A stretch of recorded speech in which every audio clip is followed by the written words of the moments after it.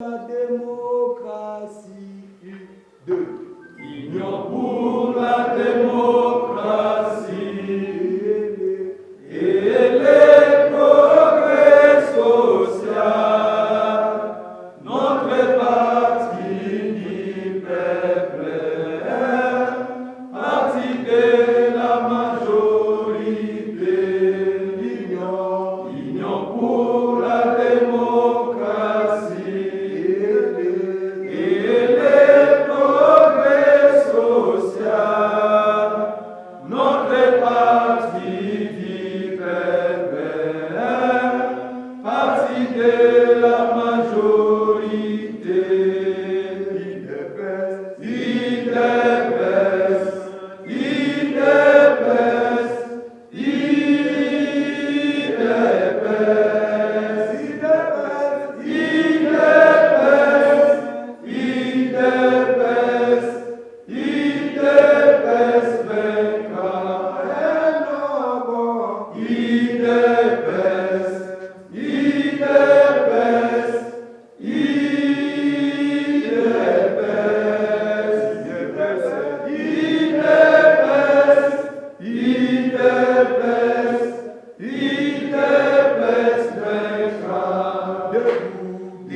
Combattant de l'IDPS, luttons pour la démocratie, la liberté, les pouvoirs, qui sont l'émanation du peuple. Debout, combattants de l'IDPS, luttons pour la démocratie, la liberté, les pouvoirs, qui sont l'émanation du peuple.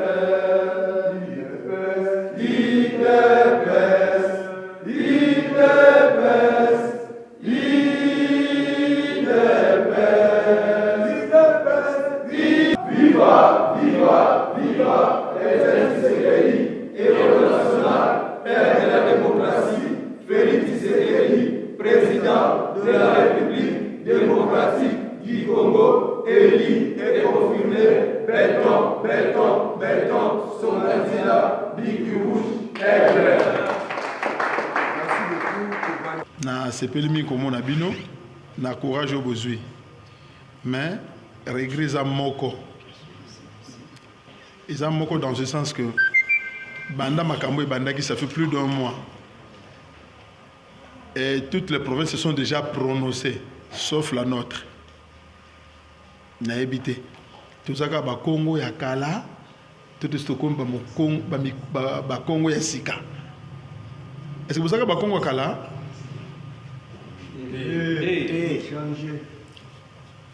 nazolo baboye omoninga na Kinshasa ndeko yo teuti ko désavoué alors naza Congo te il m'appelle diaspora simplement parce que na lobelaki biloko en face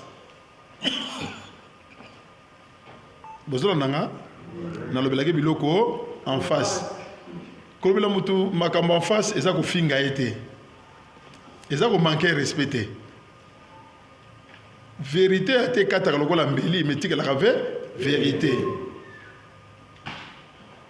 ce qui est juste même si tout le monde ne le fait pas ce qui est mauvais reste mauvais même si tout le monde le fait c'est pour ça nanga donc loko eza malamu eza solo ata ba musu ba boy ko sala ngo mais tika la kaka solo kokende bato apesa kaka raison oyo eza mabe atomoni bato nyonso bazosala yango yo oyebi eza mabe kosala te tika bango basala mokolo mosusu bakorejoindre yo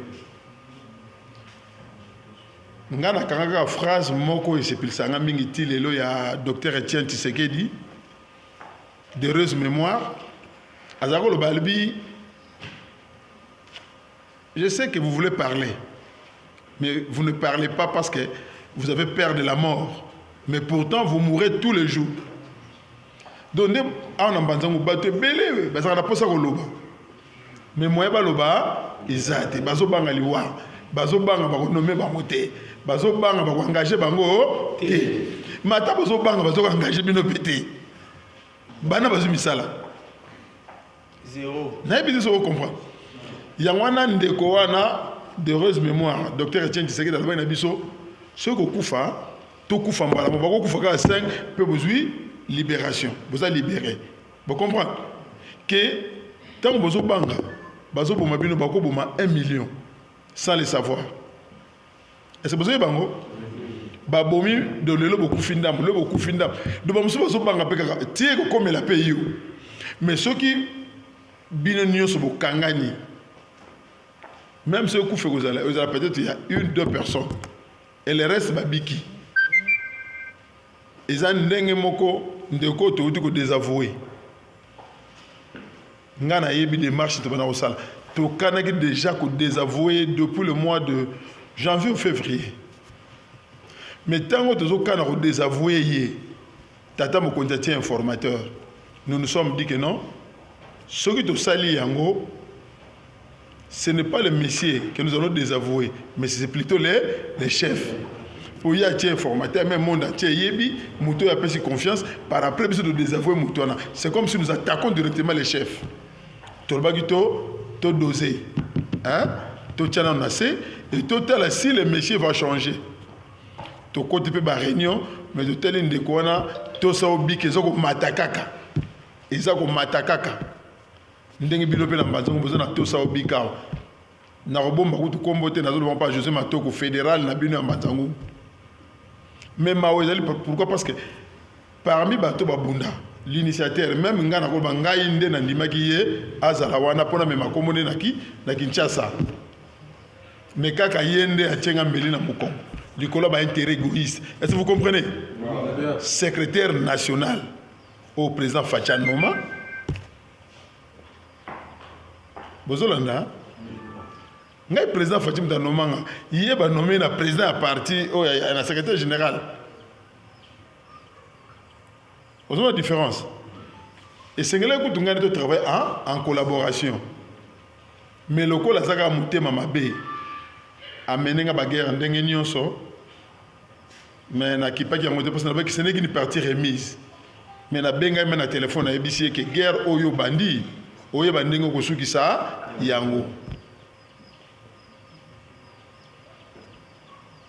ngai nazo yebisa bino awa na bandi ko bunda lelo te moyena tanga ba komba bato ezali te na bandi ko bunda pourquoi parce que depuis l'accession de l'UDPS au pouvoir nous n'avons jamais eu un gouverneur IDPC à la tête.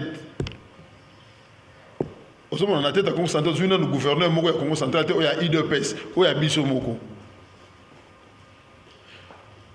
Pour na makanisi na beke ceux qui sont gouverneur oya biso moko, oya IDPS. Yé akoyeba ba problème ya biso awa. Même si batunio so ba sala te même une bonne partie de ba sala ni bakosala moi soulagement koya au leto kende kofuka melaka bato wana donc lutte nange ezalaki mingi yango wana yango moni bayina kinga bamoni ke non nga misu makasi eleki na komaki homme à battre donc nga na mona na lisusu awa te tout ce qui se fait ici so boza batamayele bazobunisa nende ndeko na bino ezanga donc soki bakangi nga munoko to pe na ndimi to sobika na bango wana nde bakondimanga alors ils ont utilisé qui président fédéral na bino ba utiliser yi ba komisa Congo central province na biso vache à lait nana bi vache à lait bobi vache à lait ezani so bazana posa miliki basani ni ba fini nazolo bango pourquoi parce que ebima na munoko ya ex-secrétaire général na bundi na memina muninga okutonga to chele biso secrétaire général nani gouverneur a tambo ici biso tellement mbambeleka ki alobi na biso mieux vaut placer quelqu'un qui nous sera redevable. Bolandi? Oui. Mieux vaut placer quelqu'un qui nous sera redevable. Redevable comment? Donc, à l'objet que Donc j'ai compris que le messie en question ne sera pas redevable au parti, mais redevable à un individu. Est-ce que vous comprenez comme ça le bas? Mais ce que tu as biso moko, tu as dit comme il a été, et c'est l'automatique à vous abattre à parti. Na misala. Et vous avez l'automatique à repérer ça mbongo, ceux qui besoin de manifestation, même misala, c'est yamboka. À repérer ça facilement. Ozomona ke wana arobong sa parti, mais pour na ya ozomona ka tia muto arobong sa parti, il y a bénéficier loko te. Soko 500 000 moyens ezate. Malamu atia muto ya parti mususu. Pour muto ya parti mususu, agolinga azala toujours na makolo na ye pour batela ebonga na ye. Comme ça oyo nyonso ya banda koloba na ye. Et ben donc il y a la redevable. On comprend la redevabilité wana. Oui. Mais ne disons que les dépenses n'étaient ngai boy. Au 500 000 200 000 euros pour na nini. Malama on a pas ça pour bon ça là. Donc ti na bakangami na province na biso. Et il n'y a pas que ça même na ba loi là-bas, ba province les agitées. Bozolanda. Oui. Alors c'est eza empire mobimba, empire du mal. Même au moment de quoi les gars qui a ndeko moka lekaki 5e président Ligue des jeunes ayi Paul Banabino ke neutralité. Quelle neutralité? Papa mabe ko tika la ma mabe ngana kamwe ba nusu ya ba betele beaucoup mais c'est vérité, lui est bien et peut-être qu'il a des parcelles mais bino vous allez le connaître de l'autre côté. Hein? Ce n'est pas le tribalisme mais kende bo mape province na yo makamba osala awa hier ne le feront pas ba kokate ba Hollanda bango. Mais Congo central va monter là un couloir passoire. Alors on a biloko wana et matanga mafuta. Est-ce que vous comprenez? Oui. Nga e matanga mafuta. Et même matoko. Donc matoko ça do mutu moko azoko sakana bino nyonso awa. Mutu koloba azate. Donc tipo moninga na ya ki préviter na ya. Mais tant on a eu une initiative à ce que ça batu ba vendre quand même aloba yango moninga na yi. Pour peut-être un hôtel, c'est que non, nous sommes en train de dormir. Tout la mouka, tout le monde a pongi. Est-ce que vous comprenez? Oui. Donc, basali, président Matoko, basali, comment bengue bulldozer? Quel bulldozer? Bulldozer dans le mal. Hein? Mouta sombeli bino permanence, oh. Mais à ça peine à territoire dans l'ouest. Pourquoi bandi gounata bandi a? Est-ce que vous comprenez le guanate? Tout ça pour effacer, tout le monde va s'en aller, va bimisa mutu. Vous comprenez le quoi? Permanence c'est rien. Permanence c'est le côté. Nous sommes en train de guerre, nous avons cassé pour effacer nani national Israël. Moi, je n'ai pas parce que nous avons dit que nous avons bien, nous avons la candidat député national, il y a la provinciale. Mais tel amael ne mabe ba yokaniti na Kinshasa ayeko tia kombo na ye na candidat député na national et bimaki toki 4 yaki ngai kombo na ye ndeko tutuki la Augustin et puis Jim Onatu. Est-ce que vous comprenez? Oui. Ngaku tuna kama ngabi oh ndeko ya loya ozana provincial aya ko sala nini nzoka a joué rôle ba chargeur ba salaka. Ceux qui taxent ça passe à côté de taxi, dans le place, Sima, Akiti, au PC Mbongo. Est-ce que vous comprenez cela? Oui. Ayebaki ke, oui, qui met un traitement, on a un bêté, tout ça on a besoin d'adhésion, mais n'est-ce pas ça les ayants, n'est-ce pas la raté? Bazu, azui, à Kangelin Deko, n'osifar place. Est-ce que vous avez un an? Oui.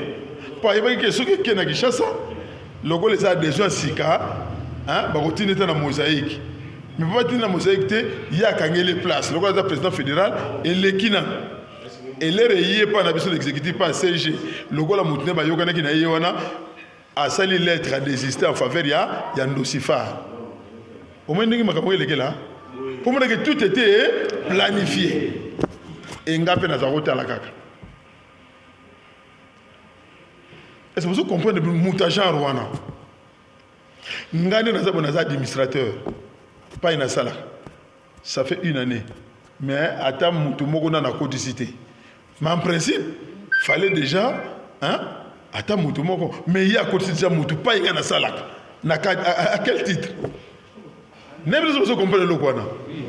Donc à côté s'il est déjà donc il y a zo sala pour na batu na ngana boy na ngate c'est son neveu je vais bien na bien na ko sepela pas za ne kuna mais ils allaient pour na batu nyonso donc ndeko na bino wana azo sala pour na ba intérêt na yé na famille na yé et non pour na mbanza ngungu.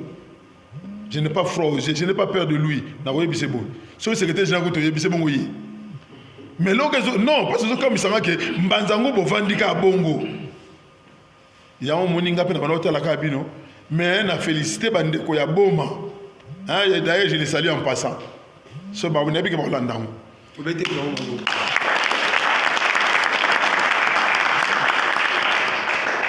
Bazalaki o bazoki initiative. Malgré mais eu courage de désavouer le secrétaire général sortant, désavouer penga penaki bayambakinga mwandama to solaki et nazako zela pe acte salema awa na mbanzangungu boza fédération munene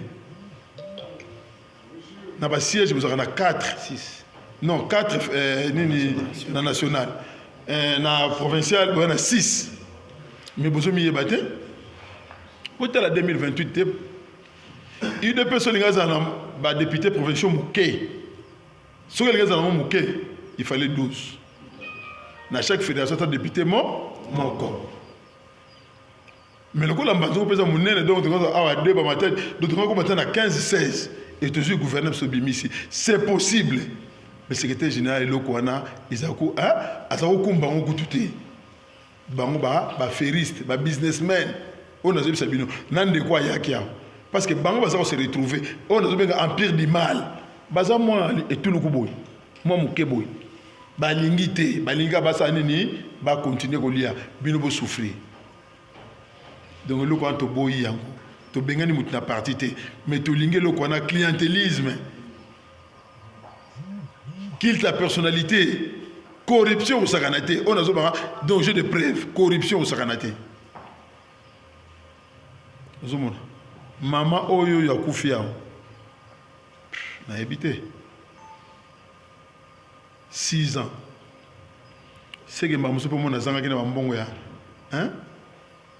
Donc comme soutunga, n'a eu moins d'amba salaire nanga, n'a pesikuna, pour bakabola bango, ba o asala kate hein? Et la maman est venue, elle est venue, merci papa Nzambata Apambola. Est-ce que vous comprenez? Pour Nanini, ajoute-moi $50. Est-ce que vous avez l'eau là? Mais le secrétaire général pouvait le faire, même chaque mois. Le quoi, Bandeko Basala Kate, ne fût-ce que même $400. Maso Salamote. Et au temps exécutif, on a sur le Bolanda, tout ça n'a pas DG Boni, tout ça n'a pas DG Mi-Balé. Est-ce que vous avez un moment là-bas? Bah déjà mi-balé. Moko, yénem daza bisika bien. Mususu, les entreprises de Kubanda. Le reste, moi, ndamba ba DGA, oh nous batika liona mususu, ba administrateur. Mais ba poste à minene yangwana ya pesa pas batu mususu. A pesa pas batu mususu. Nam moi ndamba ba conseiller chef de l'État. Et il gagne combien? Nous avons gagné $5 000, mais ce n'est pas beaucoup. Avant de gagner, à foutre à 10% parti, pas de demande. Au moment où on a une demande de Mbanzangungu. On a autant été. Non, on a Tindaka. Attends, on a Tindaka. Mais si on a déjà 20-30 personnes, même au Tindi 30 000, même 20 000, mais on met en machine. Vous avez une famille, ma camosé belé, et le billet mon pose au tal, il faut nous attendre moi. Moi, ndama mabele. Mais ce que vous avez dit, bien, on va vous voir. Et tu peux créer peu d'emplois. Mais vous savez, on a donc, de quoi tu as dit, on a ce single qui d'auto lembi. Il y a cette festival, il y a photo kabaranaï. Ndenge na moni bino na yena ko ndimate ba action ko landama. Bo banga José Matoko te, il ne vous fera rien.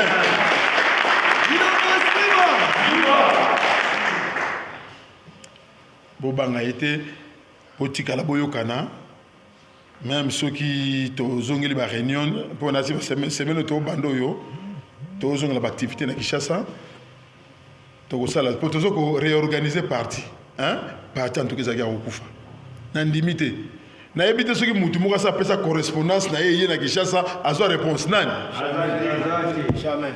ceux qui peut batanga kango na yebité kuna ezaka secrétaire général soka koti bagangi chingoma mwana boute akoti na bureau de moka bimi bato balandi esili c'est ça et ayambi bato esengeleki yaye koyamba bato mosusu bakoya wana kobana 9h ti 21h bayambi yo te 23h même 23h elobi bozongi biso ka lokola mituere moko emona ganga na porte na ye na gangeli basoda wana namoni batini mutu kuna olanda ye na campo akozala kolanga bi jamais lokola na si na komi awa namoni na porte efungami na koti. Est-ce que vous comprenez? Mais moi je suis son collaborateur. Mais nous sommes donc makambo eza belé mais de temps mais abe mingi te ponga pe fona zonga nanga mais mo ke na lobby bo comprendre ka fonctionne mais ezalaki na mutu wana parti za kotambola ndenge ni to lobby te ke man ko quoi non nous voulons travailler mais na banani a bloqué parti asphyxie yango olingo bimisa mutu omoni ka passage nanga na boma yango pese bango ke peleke c'est ndebo muni ndeko ligue des jeunes ça nini aleka ki susu po ya ko corriger nini ils sont dans le mal bango ndeba bongo wana c'est un monsieur versatile celui qui vient de passer ici versatile azalaki na Kabund oza na prison l'air ba monika Kabund bakangi na prison a basculer ba moko ya mais siko bazotala elle na biso makambo na bango wana basalaka moyeleka ezate. Donc l'élo na héros c'est un nouveau départ, n'est-ce pas? Oui. Donc c'est un nouveau départ boyi kampiko pour na ndeko mo atuna ngalobi sikoyo l'air to s'afficher kuna kabuya na kete ko sala mabete ngabi uza combattre ndenge ni biso akendeki na ntebe biso to bandi ko kendisa ye bino ko nzete c'est quoi bon bozo ko no banga ba province nyonso basi ba désavouer ba sala ba déclaration bolanda ngote mais vous attendez quoi? Que Dieu vous bénisse.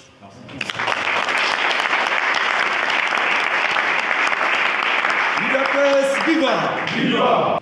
Nazali ko intervenir pour na kolakisa bino ebisa bino surtout dysfonctionnement oyo ezali na kati ya fédération na biso qui a fait que aujourd'hui naya ko sangana na kati ya événement oyo depuis très longtemps bato mingi kati na bino na lobakango. Je suis de ceux-là qui ont fabriqué José Matoko. Nalobaka yango, nalobaka ke si c'est le contraire, boye bisaye aya ko prouver yango devant moi ou bien devant la presse nationale à Ebisibino. Mes frères, il arrivait des fois que 17h tozali na mbinza. Ngai na fédéral na ba mususu. Ba nationaux mususu. Autour il y a dossier, il y a Kolongola, Tade Mbundu, remplacé par José Matoko. Ayeba quitté. Je n'étais accompagné d'aucune personne. Accompagné d'aucune personne, c'était moi seul, Banationo Bayebi.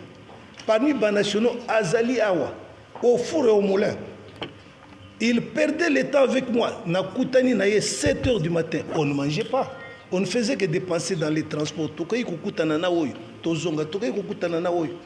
Ici, je disais que Tade doit partir.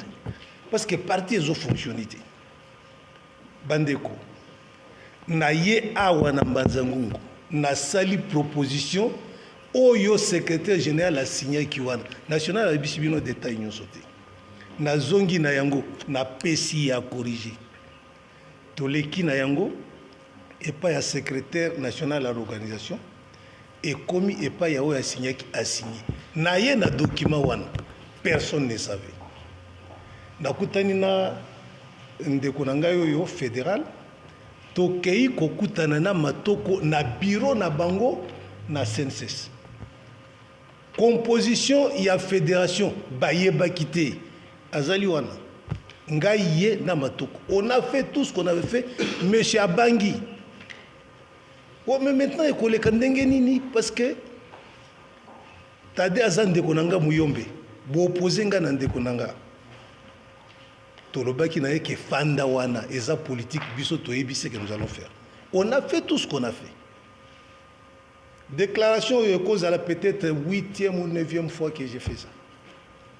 Nalingaka nde a contredire yango national ye oyo parce que moto amataki la nuit les jours na ye ngai na ye tobande kokuta na bamususu wana mais moto tobande komata okita na ye les messieurs là aucun effort fourni à Monica ka papier tolobi na ezala wana abangi pendant ce temps là tozalaki na nosongololo ezalaki associé na Mbanzangu tozalaki na problème monene ya lufu azalaki kobanga okoma na lufu tokomaki na lufu plus de 8 fois attaqué par bato ya kuna problème ezalaki kuna ezalaki makasi dès qu'on a terminé tolobi ke sala première sortie na yo na lufu et c'est nous qui l'avions accompagné là-bas et ça s'est passé comme ça s'est passé tosilisi tozongi mais tellement que à sentir que c'est comme motomoko to fabriquer une statue fabriquée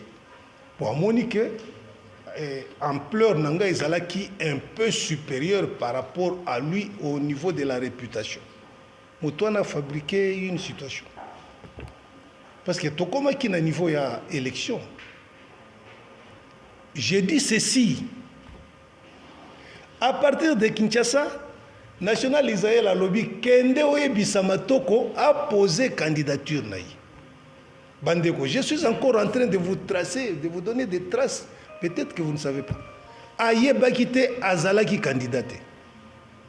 C'est moi qui suis venu avec information. Moutopé Sengaye Kende Oyebisa a postulé. On n'était pas contre personne. Bangompe Bazalaki contre te. Ngaïmpe Naye n'a déposé information d'une manière correcte. Mais sans savoir que Nassé na Bango Bazalaki na ba numéro mosusu ba pion mosusu ya kujouer na accompagné qui est na campagne bisike belé na ye kobuya na boya ki pourquoi à mi-chemin parce qu'à un certain moment na yo kaka que non na critique qui est quelque part na finga qui est ngai na fingi comment on osa chauffeur mon frère olobi na mutu kaza chauffeur za kofinga Jamais. et je reconnais même que na lobaki yango te parce que na mona ki pe place na okai kolobela yango te mais na finga ka ki oza chauffeur c'est tout oh, oui mais donc pour quel motif asala kinini kofinga ngo makambo kofinga ezala ki te ka chauffeur bon alors esali nini chauffeur yango asala ki accident ou bien tambisaki mabe mais qui chauffeur je n'ai pas compris problème mobimba oyo séparé ki ngai na ye yango wana bon partout je passe au finga qui m'a mais alors niveau na ngai na biloko wana ça ne correspondait pas j'ai pris ma distance alors j'ai trouvé que non comme j'étais sur le terrain en train de faire la campagne na lobai que j'ai fait la campagne pour l'UDPS la seule campagne partout où je suis passé. Tant qu'on a moni que non, lui s'érigeait à mon adversaire. Non, non, je ne peux pas laisser. J'ai commencé à faire ma campagne pour l'Outumba Israël. Je n'avais pas d'autres candidats. Mais entre-temps, j'étais sur terrain. Qu'est-ce que je devais faire? Sur terrain, j'étais là en multiples qualités. Je suis une haute personnalité à niveau de EPST. Alors derrière moi, il y avait des élèves de 6e, il y avait des enseignants, des préfets. Nazalaki koleka na bekol ko persuadé bango juste dans le secteur de ma juridiction que je contrôle. Nasali Moussalawan. Bon. Mes frères, toyebaki kake, nous avons fait des élections. Mais binona biso boyoka qui ce qui s'est passé par après parce que monsieur Kabouya a déclaré que si vous êtes député, c'est par ma signature. est-ce que boyoka ki yango te Oui. biso bamosusu toye koyoka ke ono na seni kuna x abimaki na 430 quelques voix mais azali député. À ce moment-là, il n'y a pas eu des élections, il y a eu des nominations. Et puis, pour boye ba bien que Ndeko Kabuya azalaki penza ko mérité place et azalaki te, même si c'est ça, Oya Koloba devant la presse nationale que si vous êtes des députés, c'est par ma signature. C'est que vous êtes en train de vendre la réputation du parti auprès des adversaires, tels que Bafayou Nabamoussou. Et personne n'a jamais eu le temps de lui faire cette observation-là que Biloko Asalaki, c'est trop bas pour un secrétaire général. Et alors nous sommes avec José Matoko. Tokomi na place yake, il est occupé à Matadi, il fait parfois Kinshasa, ainsi de suite, il n'a pas le temps. Bon, alors que non, je ne peux pas travailler avec Kalombo. Kabuya Yebisingai qui n'a travaillé na moto Oyo Azali Koto Sangai dans le cadre de Tosa Obika. Et c'est comme ça que Ayeko Zoa Monsieur Azali Kuna a Tiyewan.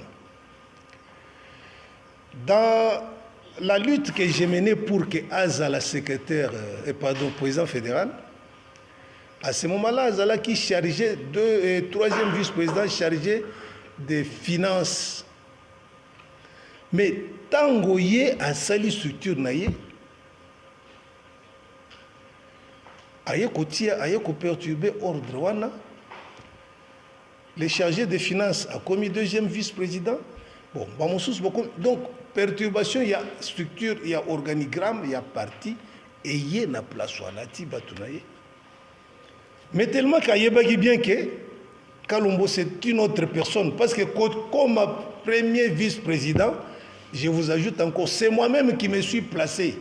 Abiyo Zalawana, na secondaire comme ça, compte tenu à niveau, na secondaire comme ça, na tout ça la kasaka makamwana. C'est la vérité. Bon. Ici. À tel point que tout ce qu'il disait, c'est moi qui écrivais. C'est moi qui disais. Et d'ailleurs, s'il y a des journalistes qui se souviennent qu'à chacune de ces interventions sur Touzet, je suis le souffleur. Je l'ai dit toujours en présence de tout le monde, et tout le monde m'a toujours vu. Lorsque nous sommes avec lui, je suis le souffleur. Bon. Alors c'est pour vous dire que, jusque-là,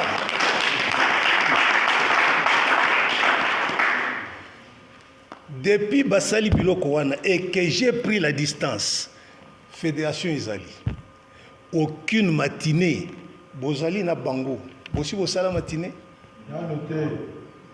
Bon, il y a parfois des séminaires, des sensibilisations, des semaines idéologiques. Bossi Bossala Yango.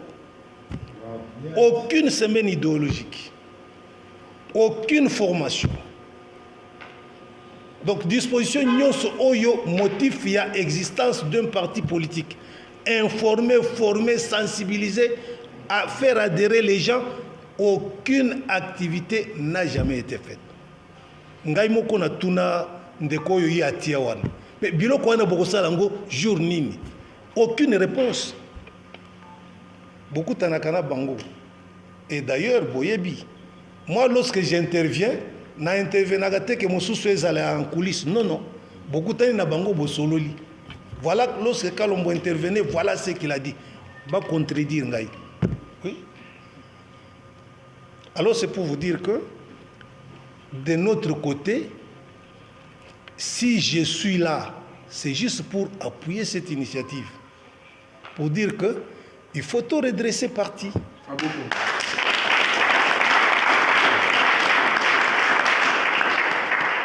Tout redresser parti pour Nanini. Nous ne pouvons pas voir seulement ça. Diriger, c'est prévoir. Administrer, c'est prévoir. Il faut savoir que l'avenir nous attend. Nous aurons à répondre. Nous devons répondre sur le plan matériel. Nous devons répondre sur ce que nous avons fait du parti. Parce que c'est le parti qui a fait des autres ce qu'ils sont maintenant. Est-ce que vous avez Oui.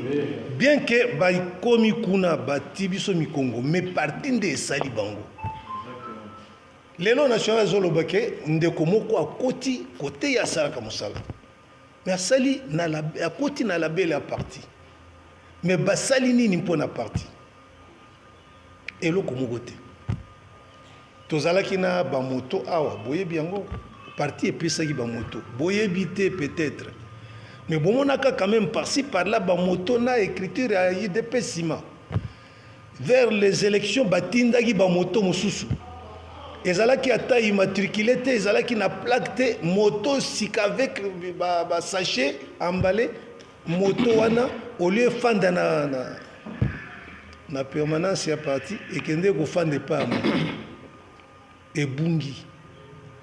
J'ai écrit pour dire que non biloko ya parti efandaka na permanence lokola ezali ebungi epai ya mutu moto wana répondra un jour et nous attendons la restructuration est là, nous allons voir ce que le parti va faire et surtout que actuellement nous avons encore le ministre de la Justice qui peut peut-être nous aider à chercher à fouiner dans toutes ces histoires là pour savoir comment les histoires vont se passer.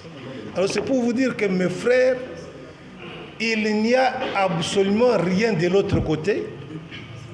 Misala Ango, j'ai proposé que à chaque niveau Tofanda, il y a une disponibilité dans telle entreprise, il y a une disponibilité dans tel ministère, bato bazali na telle spécialité, ça va combo. Ça ne s'est jamais fait. Oyo bazo pesa ba combo ba pesa. Misunanga et moni muto akei kuna azu plasté. Bazali kaka tozali na numéro na document à gouverneur mais ils sont toujours ici. Ba mususu bakendeki bazongi. Ezali ka tokei muto ya mbibiso te bazongi. Mais tozali koyo kaka c'est rempli. Bato bazali ka kokota au nom de Mbanzangungu mais bato ya Mbanzangungu te. Voilà ce qui décourage et j'ai dit non, il faudra quand même que Toluka une nouvelle disposition où il que Batouba sera satisfaite d'une manière équitable et selon la méritocratie. Parce que sans cela, on a évité pourquoi nous faisons la politique.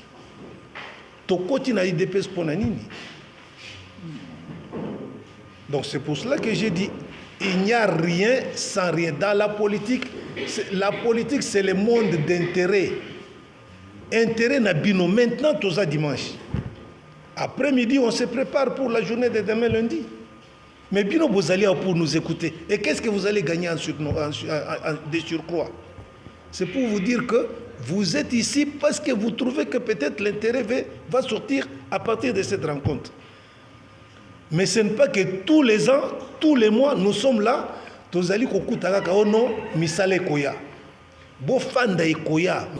Mais tomoni période oyo ndeko na biso José Matoko azwaki parti eloko ya liboso azosala ezali kopromouvoir ya ye famille na bandeko na ye il faut zala automatiquement buyombe ye azali moto moko abénéficier leçon na Mbanzangungu aza muyombe mais avoté pa bandibu soki nga na place na ye nalingaki nazwa leçon soki nalaki na esprit ya tribalisme nalinga na lave cerveau na nga na esprit wana mais attends qu'on continue na esprit wana lelo tout le monde ndiko na biso mususu azaka ndiko jide toza contre mutute IDPS ya parti oyo tofungola ka ba porte po batu baya tubenga batu baya ko adhérer mais batu baya ko adhérer na IDPS esenga bayeba ke no ba ancien bazali ndenge biso lokuti ba ancien ebele bazali awa mususu bazaba fa kuna na sima bazali ba ancien toujours respecter bango tozali boso te parce que toza plus fort que bango tozali boso parfois parce que tozu courage ko loba tout makambo bango ba ko loba te ba lekisi biso ko kende ko loba yango mais to respecta ka ba ancien wana et lelo oyo na Mbanzangungu to wana ministre intérieur ya IDPS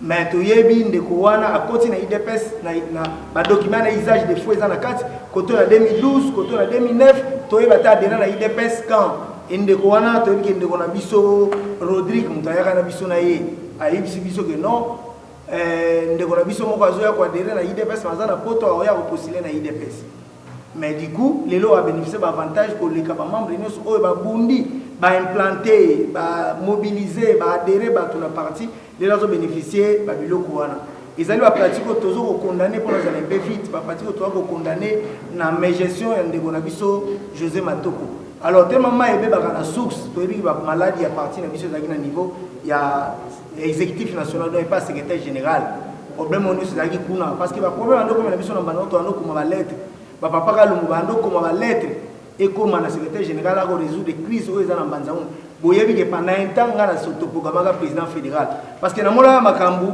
parti zo kufa mais il y a personne à rotelema a barré mabe wana zo kota na kati ya parti na biso na zwaki courage wana na bandeko na ba jeune bazaba ba compagnie to kei to telema to kenate ba fédération to sala ki o to ko sala parce que tiens c'est que biso prenez-vous en charge ndenge papa ka lomba utu lomba ngosu awa donc biso il faut to mise en charge tout en charge ndenge ni ide personne que umeli longtemps la pouvoir to kozala to kozwa misala tôt ou tard to kozala servi na IDPS mais c'est IDPS longue pouvoir na 2028 awa yeba ke biso to zuite to kotika la boye to kotika neti ba ndeko musu to mona ba utela ba parti musu a pouvoir utela koleka ikoza malamu mingi te et là to ko sala ils ont été conserver le pouvoir le plus longtemps possible ce qui ngai game nazali mauvais bozwa nga bolongola na parti te bozo ngisanga na banc game abota musono ya parti to se pena ngote to tcha so mutu mususu parce que tout pour l'intérêt général IDPS c'est la partie privée ya ndeko José Matokote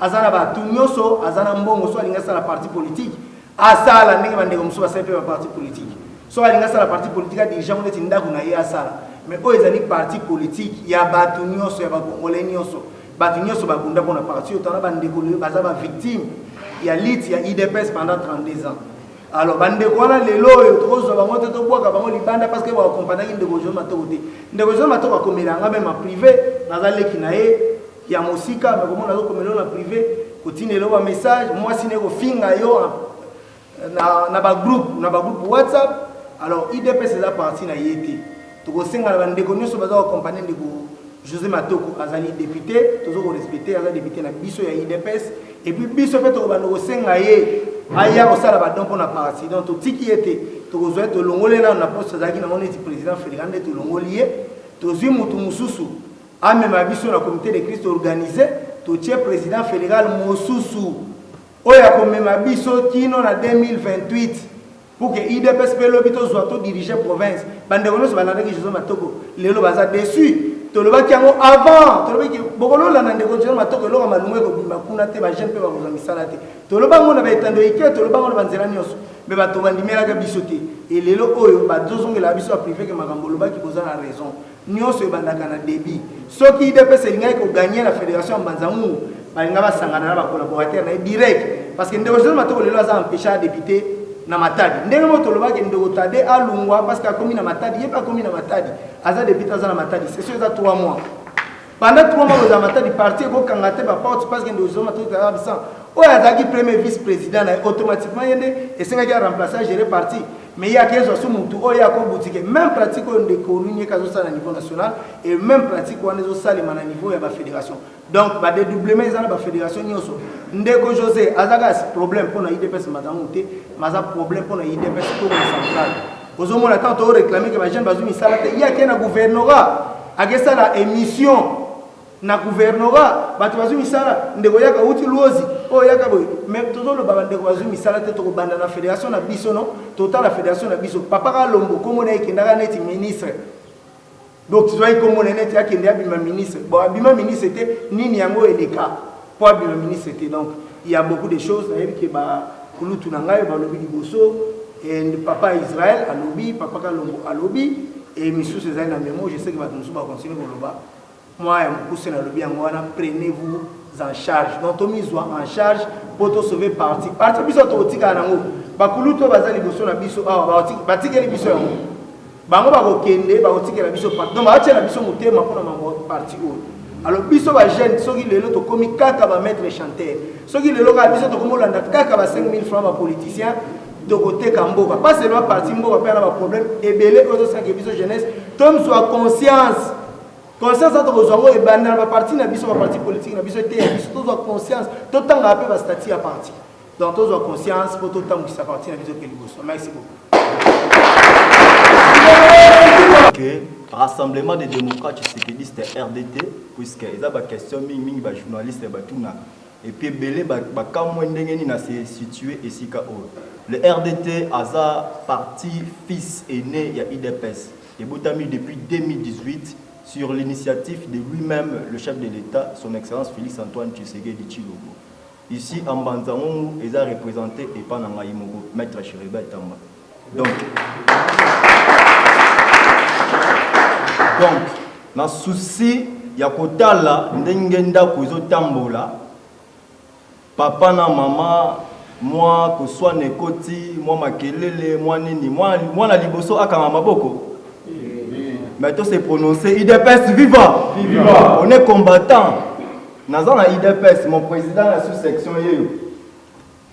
Donc, dans le cadre de la souci, moi na liboso alobi non, photo accompagner et sika ezobe banandaku pour makambu nyonso ezonga bien.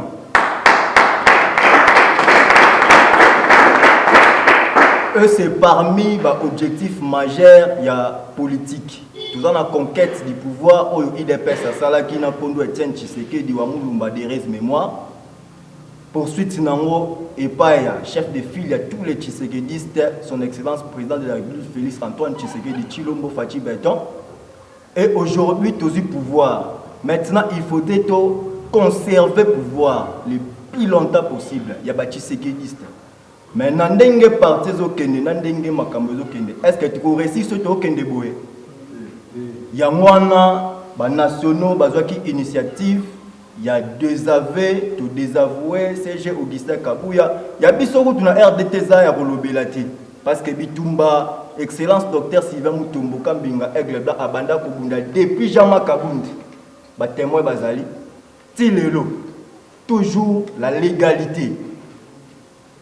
Et toujours continuer l'it pour nous zongisa kimia, zongisa IDPS, oyo kondo Etienne Tshisekedi wa Mulumba atikaki, zongisa IDPS oyo kosala en ce que tout accompagner fidèlement, loyalement vision ya Félix Antoine Tshisekedi Tshilombo président de la République pour que aeba ko pérenniser vision ya le peuple d'abord. Tokani d'où présence ya RDT awa et puis tokosenga na bakondi oyo bakozala na fédération ya Mbanzamungu tozala toujours en contact parce que ensemble na lisanga nde tokoyeba nini tokosala pona biso ba Tshisekediste. Aujourd'hui le RDT est lésé de constater que bandeko mususu ba na fédération soki bamoni même na ba intérêt ya ba candidat RDT basalaki bazo bebisa sans pourtant même kokutana kosolola toyeba nini tokosala. Or nous sommes une même famille.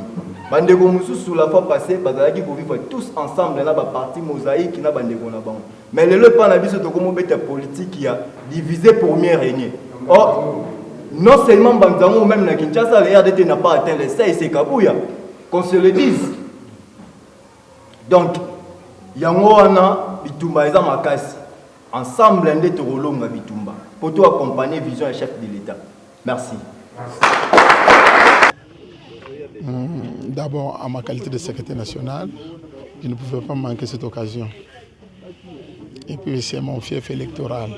Je devrais vraiment assister les combattants pour cette occasion. Le parti est malade. Les combattants de Mbanzangungu et aussi ont voulu emboîter les pas au secrétaire national parce que nous avons fait la déclaration, c'était, je pense, il y a de cela 1 mois. Toutes les provinces l'ont fait, il ne restait que peut-être Mbanzangungu. Alors, il fallait les éclaircir. Il a dit ouvertement ce que nous avons décidé là-bas à Kinshasa. Nous voulons au moins réorganiser les partis. Donc c'est un nouveau départ. Mon abouté conjugué maintenant dans le passé. Nous avons maintenant notre secrétaire général à l'intérim, M. Deo Bizibou Balola, sur instruction de la CDP. D'ailleurs, il a été notifié, je pense, il y a 3 jours. C'est la même CDP qui a fait partie de Jean-Marc Abound. C'est la même CDP qui a fait de CG sortant secrétaire général. Et c'est la même CDP aussi qui décide aujourd'hui qu'il soit mis hors état de nuire. J'ai la foi, je crois. Et je sais, bon, la personne que nous avons mis, enfin que nous avons placée à la tête pour le moment, je le connais et je connais son fonctionnement. Et d'ailleurs, nous tous là, ce n'était pas par hasard. Nous sommes une quarantaine, hein, mais je sais comment nous marchons. IDPS viva! Viva! IDPS viva! Viva! Viva! Viva! Étienne Tshisekedi, héros national, père de la démocratie, Félix Tshisekedi, président de la République démocratique du Congo, élu et confirmé. Béton, béton, béton, Songanzila, Biki Rouge, Aigle. Déclaration de l'IDP Tshisekedi, Fédération de Manzangung. Les membres de l'IDP Tshisekedi, Fédération de Manzangung, toutes structures confondues, fédérations, sections, cellules et ligues, après avoir constaté la cacophonie et le flou installés par l'honorable député José Matoko Matondo, faisant fonction du président fédéral dans le fonctionnement des organes du parti à la base, le triplement de la Ligue des jeunes, les dysfonctionnements dans la fédération, l'absence des activités politiques telles que matinées politiques, formations et séminaires, sensibilisation et mobilisation des adhérents et ainsi de suite. L'absence du leadership faisant que Mbanza-Ngungu ne se retrouve pas dans le gouvernement de Matadi en vertu de sa présence imposée au Parlement avec plus de députés que les autres fédérations. Déclare ce jour 1. L'installation du comité de crise devant expédier les affaires courantes jusqu'à l'installation du nouveau comité fédéral par les responsabilités des organes centraux. 2. La suspension de toutes les activités au niveau fédéral, de la fédération à la cellule. 3. L'information à toutes les autorités politico-administratives de ne pas collaborer politiquement avec le comité fédéral déchu. 4. Le comité de crise est dirigé par le président Mayeto Pembele Miller, qui a la responsabilité de former son comité dans un bref délai. Cette disposition entre en vigueur dès la lecture de cette déclaration faite en Mbanza-Ngungu le 25 août 2024. Les membres présents, j'ai dit et je vous remercie. IDPS viva! Viva! Alors, je remercie aussi les nationales, le Tumba, qui est venu de Kinshasa pour cet événement. Je remercie les fédéraux qui étaient avec nous ici, mais aussi le président cellulaire ainsi que le président sectionnaire de la fédération de Mbanza-Ngungu. Sans oublier tous ceux qui nous ont accompagnés, les combattants qui nous ont accompagnés, pourquoi pas vous aussi les journalistes. En fait, comme vous le savez, l'IDPS, on a toujours dit que c'est la base qui décide. Donc la base a constaté un dysfonctionnement au niveau de la fédération. Il y a beaucoup de choses qui ne marchaient pas, mais aussi, comme vous le savez, nous venons de sortir des élections où l'IDPS a eu 6 députés. Vous le savez si bien que moi, au niveau provincial, 6 députés au niveau national. Malheureusement, malgré ce nombre de députés, les combattants ne se retrouvent pas. Les ordonnances, les nominations qui venaient d'être faites par le gouverneur de province, les combattants ont constaté que l'IDPS, surtout l'IDPS Mbanza-Ngungu, n'a pas bénéficié de grand-chose. C'est comme ça qu'ils ont décidé de pouvoir peut-être chercher la réorganisation du parti afin que prochainement les combattants puissent se retrouver au niveau des nominations à venir. Quand les combattants revendiquent que ce n'est pas une infraction, donc c'est leur droit, parce que dans l'article 6 de notre statut, on dit que tous les combattants sont égaux devant la loi, devant notre statut. Donc je ne sais pas pourquoi on va sanctionner les combattants, mais aussi dans les partis, les combattants adhèrent seuls et ils sortent seuls. Donc je ne vois pas pourquoi on doit sanctionner les combattants parce qu'ils ont réclamé leurs droits. Bon, s'il y a eu des désordres au niveau des ligues des jeunes, c'est un problème de leadership. Je crois que le fédéral qui était là n'a pas pu prendre ses responsabilités pour pouvoir fédérer tout le monde de ce côté. C'est comme ça que vous avez eu tous ces désordres. Mais quand nous autres, moi, comme vous le savez, je suis président des ligues des jeunes, il n'y avait pas ces désordres-là parce qu'on savait prendre ses responsabilités. Vous comprenez? Mais s'il y a tout ce que vous avez vu là, peut-être manque de leadership de la personne qui gérait la fédération. Je félicite les nouveaux secrétaires AI qui venaient d'être désignés par les CDP. Vous savez, dans l'IDPS, quand la base ne trouve pas leur compte, quand la base remarque que leur chef est en train de dérouter, ils ont le droit de les recadrer, sinon alors de les faire partir.